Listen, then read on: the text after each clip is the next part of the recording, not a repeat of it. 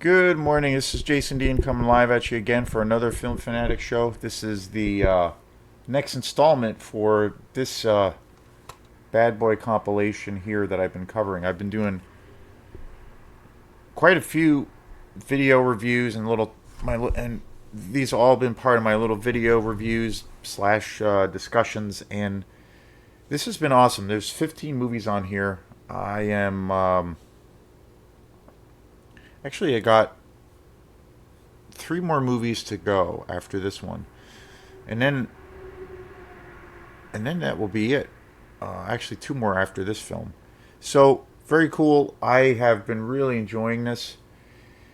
The majority of the films on this compilation, which again has 15 movies, it's a two-disc DVD set. It looks pretty generic on the cover. It's basically just entitled horror. It's as generic as you can get, and it's got 15 movies. But it's two discs, and both discs are on both sides are loaded with movies. So very very cool. Most of these films I have not seen before. So I've been doing quite a few videos, or at least most of the videos lately have all been focused on these shows, on these movies, especially the ones I have not seen before. And I started to, and again, this I got this video collection, this horror collection, at the big sale that they had recently at Opera House Video in Belfast, and I got a ton of movies, mostly DVDs. I did get quite a few Blu-rays, and I've been kind of trying to, I've been trying to separate two categories where I'm doing movies that I'm really into, that I'm fired up about, that I love. I've been doing like they're kind of all like it's part of the series, but I've been doing them as like standalone regular reviews, like I do for any movies that I post on this channel that I'm really excited about. So they're just kind of their own thing. And then movies that I've seen in this big purchase that I had at Opera House Video, movies that I saw that were like, pretty decent, or even movies that I wasn't really into, or things that certain movies where I was really into it, but then really critical. I also post them, but I've been putting them under a label of by numbers, and I'm up to, I think the next one will eventually be number 4 or 5. I think it's going to be number 4. And those movies that are labeled that way are the movies that I'm not really particularly really enthusiastic about. They all have good qualities to them, but they're okay. For example, I did a show on this Wes Craven movie I had never seen, and I'd been hearing about it for a long time. And I'm a huge Wes Craven fan, especially in the early part of his career. But I kept hearing about this movie that's called Cursed, with Christina Ricci, which is a werewolf movie. Never seen it before, and I bought that also at Opera House Video, and I really liked that movie for the most part. It was really fun. It's a little bit on the lighter side, but it was really, you know, pretty well executed. Wes Craven was a master. But the thing that really kind of took me out of the movie, which by the end of the experience, I felt like I don't know if I could. I don't think I'll recommend this movie. It's worth seeing, I guess, but not very enthusiastic about it. And the reason was because the later half of the film, when they have the kind of the big plot reveal of who the werewolves are, or who the head werewolf is, there's all of this really terrible CGI, and all up until that point, it's a fun ride, and it's got a lot of comedy. It's got the dialogue is pretty good, characters are good, and it's got some cool horror elements, some good werewolf tropes around the story. But the CGI is pretty awful. So that's kind of an example of some of the films that are being put in this other kind of format. And I decided to basically review all of the movies I bought just for the experience. I kind of feel, if you're going to give a talk or you're going to give a discussion or have a case as to, why you think a movie really works or maybe it really doesn't, I think, for experiences of where you obviously you really love the movie, you think about what are those qualities about that film that make it really a successful piece of art, if you will. And then also on the other side of things, if something isn't really, you feel like it's not working or it fails in certain areas or it's really lacking in certain areas, I think it's pretty good to think about those things and be able to, attempt to articulate those certain qualities that maybe that film is lacking. So that's why I decided to just post and review all of the films. I generally don't review films that I don't like or movies that I have problems with. I try to just focus on movies that I really love, and I try to keep the channel positive. But all those critical opinions, I think, can be done in a respectful manner, and you can still be very critical. The only times, usually the exception to that is where I'll do a negative or a positive, regardless.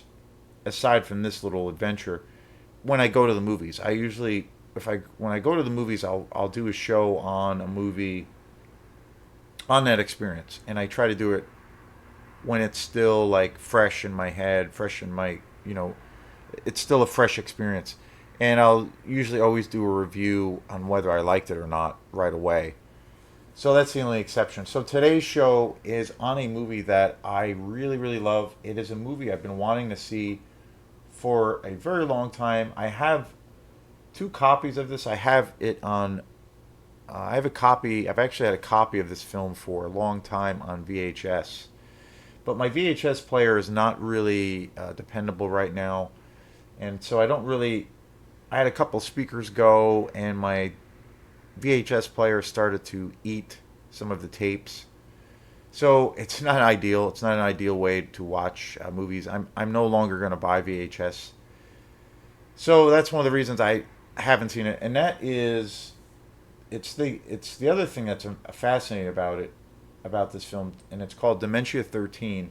It is the debut, the first film by the legendary filmmaker Francis Ford Coppola, who was responsible for so many great films, Bram Stoker's Dracula, Gary Oldman, Apocalypse Now, so many great films to his the Godfather Part 1 and 2, The Godfather being my favorite film of all time. Just an incredible track record. And this film, Dementia 13, was his very first film when he decided to become a director. And it's a pretty extraordinary film. It came out in 1963, which is just wild. And I've talked a lot about throughout these videos my love of Roger Corman. And Roger Corman is a really big figure and key figure, one of the main figures in the world of exploitation cinema. He wore many hats in that beloved industry. He produced so many films, like countless numbers of films. He also really spearheaded bringing a lot of amazing American directors to the table and kind of created their names. A lot of famous American directors worked under his name and worked on his productions. Roger Corman was also a really amazing director. He made some fabulous movies. Probably my favorite is The Masque of the Red Death, starring Vincent Price. He did a whole series of films that were all based on the work of Edgar Allan Poe, who Edgar Allan Poe as a kid was basically he was the first writer I came across as a kid who was a horror writer. And that was my introduction. That was my very first introduction to horror was Edgar Allan Poe. So there's a deep connection with that. But he was very famous for adapting. Roger Corman was very serious for, very well known, um, for, you know, all of his numerous adaptations of all of the classic Poe stories. Some of the directors that came out of the Roger Corman camp, it's just an amazing list. Martin Scorsese, one of the greatest American directors, one of my favorite directors, came out of Roger Corman's camp. James Cameron also came out of Roger Corman's camp. He's known for a couple of small little films, Titanic and Avatar. So, and then also another director of mine who I really love, Paul Bartel, just such a great filmmaker. Um, and also John Carpenter. So it's incredible. And Coppola also got his start. Just incredible. This film, like I said, it came out in 1963. It's his first movie, and uh,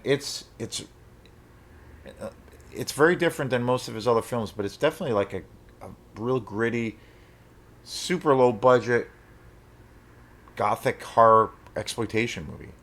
It's really awesome, and the whole story is uh, very kind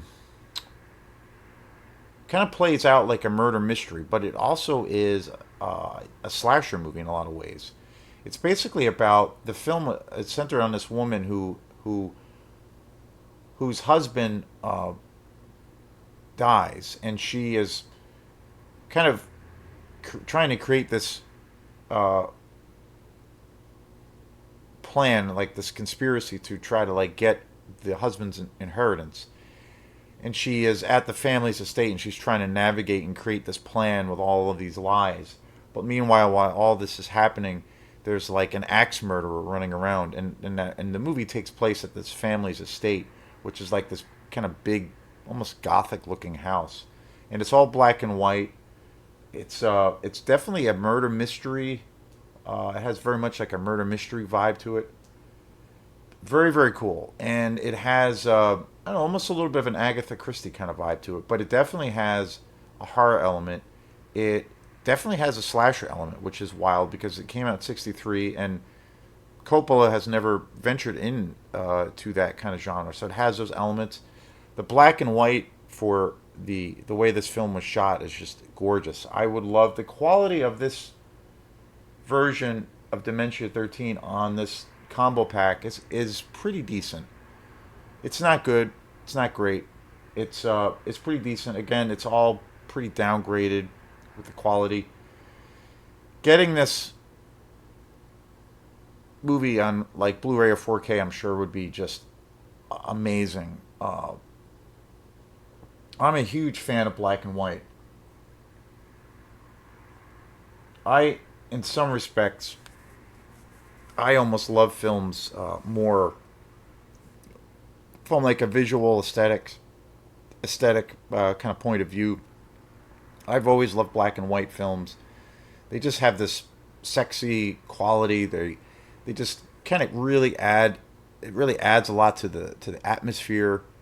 If it's a horror based film or gothic based tale, it just really adds. It acts as a character. One of my all-time favorite movies, Dead Man from Jim Jarmusch, which is one of the best westerns ever made. That's all black and white.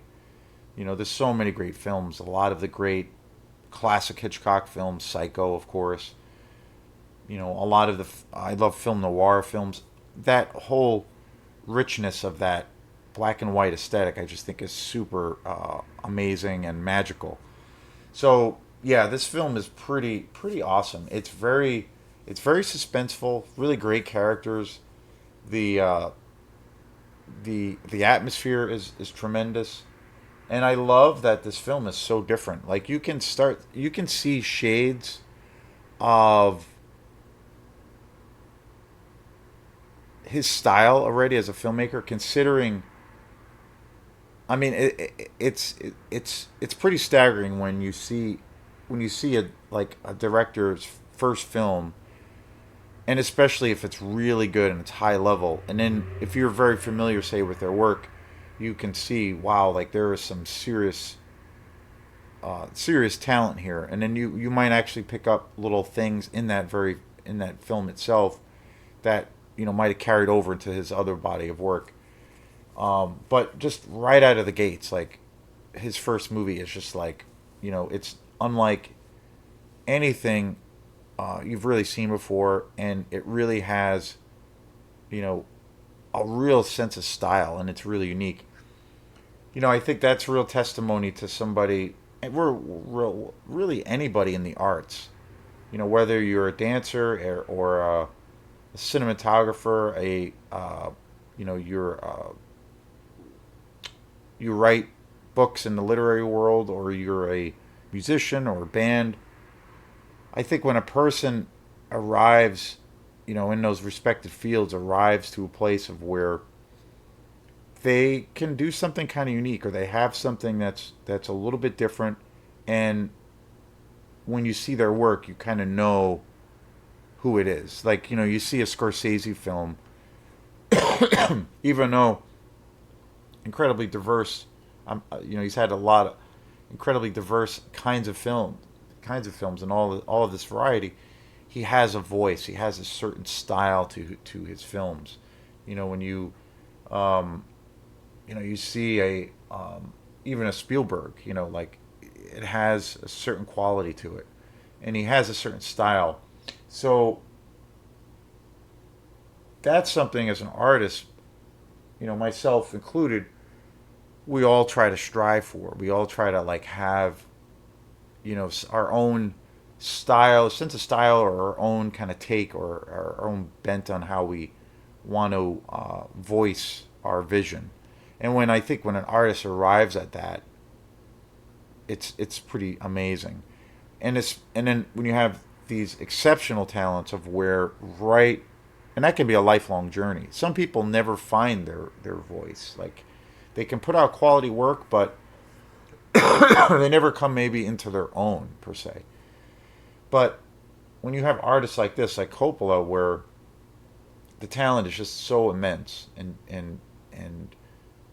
already just incredibly gigantic, and right out of the gates, like you can see that this is like the real deal, and there's such a sense of style, and already, it's a unique vision.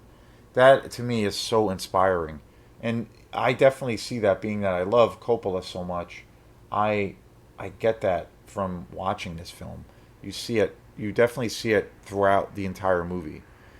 So yeah, really, really great. I'm super excited. It's so funny how, and kind of surprising to me that I've owned this movie for so long. Well, granted, I've only had it on you know VHS, but and I've owned it for years, but I've never seen it. And he's one of my favorite directors, and I finally watched it. Highly, highly recommend it. I would really love to buy a great version of this on Blu-ray 4K. I'm sure it exists. Extraordinary movie. Dementia 13, 1963. I definitely recommend it. When you see it and experience it, you'll see the beginnings of a truly remarkable and a legendary career, and a real great indication of the amazing films that we're going to be that we were going to be getting after this movie. So yeah, tremendous movie. So thanks again. This is Jason Dean at Film Fanatic, and we will see you next time. Peace.